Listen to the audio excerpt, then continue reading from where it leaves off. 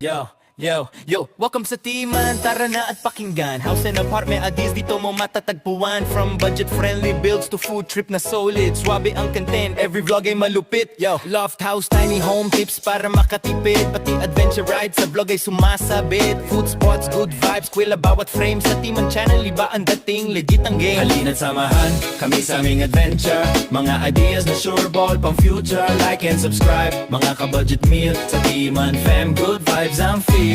Gawaing bahay hacks, room tour na aesthetic. Lifestyle upgrades na hindi masyadong magastot hectic. Sama ka na, explore natin ang mundo. Kasama si Timan, tuloy ang kwento mo. Yo, halina't samahan kami sa aming adventure. Mga tips at ideas dito masigurado. Like and subscribe, mga ka-budget meal.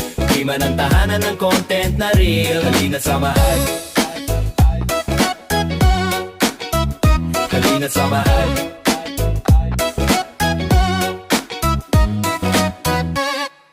Ito na, patapos na.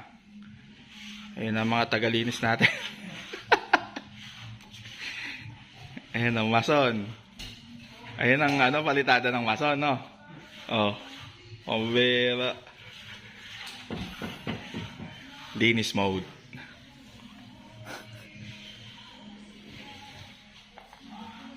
Mason, ano naman sa masasabi, mason? Masasabi? Aray ko pa!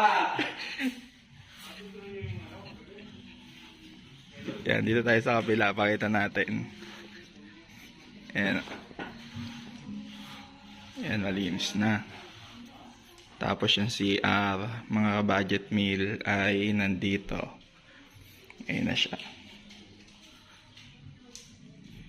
Ayan, wala pang toilet bowl. Pero ganyan yung design, simple lang. Hanggang dun lang yung tiles. Kasi nga hindi naman naabutin yan kapag naligo. Ayan. So, yung ating ginamit na tubo rito ay PPR. Ayan, naka PPR. Ayun, Shopee lang din. Nabili yung strainer. Dito natin kakabit yung toilet bowl. Maliit lang itong CR mga ka-budget meal kasi budget friendly lang itong bahay. Ganyan siya. Ganyan siya kalawak. Ito po ay 20 square meter na gagawin natin modern house. Pero budget meal.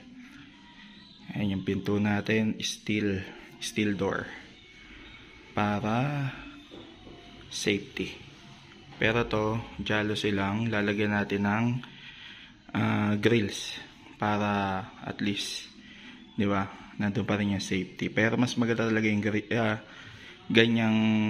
gantong window, jealousy, kasi nga pag binuksan nyo, bukas talaga yung pinakabintana, hindi katulad ng sliding, isa lang yung nabubuksan. Yun lang. Pero maganda yung sliding. Tapos yung pinakapader niya, smooth na. Ready na siya para pinturahan. Okay. Bali yung gantong kaliit, 20 square meter, 60 pieces ang tiles. Tapos pagka gantong kaliit na CR ay 4 sa flooring. Pag mag-iba kayo ng design, iba na ito. 1, 2, 3, 4, 5, 6, 7, 7, 14, 21, 21 pieces yung sa lahat ng wall. Yan, pag magpapagawa kayo, alam nyo na, wala yan sobra. Sakto. So, yung ating ceiling, ayan, pipinturahan pa po ito mga ka-budget meal. Pinturahan pa. Pipinturahan natin yung mga bakal na yan para tumagal. Yung mga tubular. Then, diretso natin kisame. Yun ay magiging part 2 natin.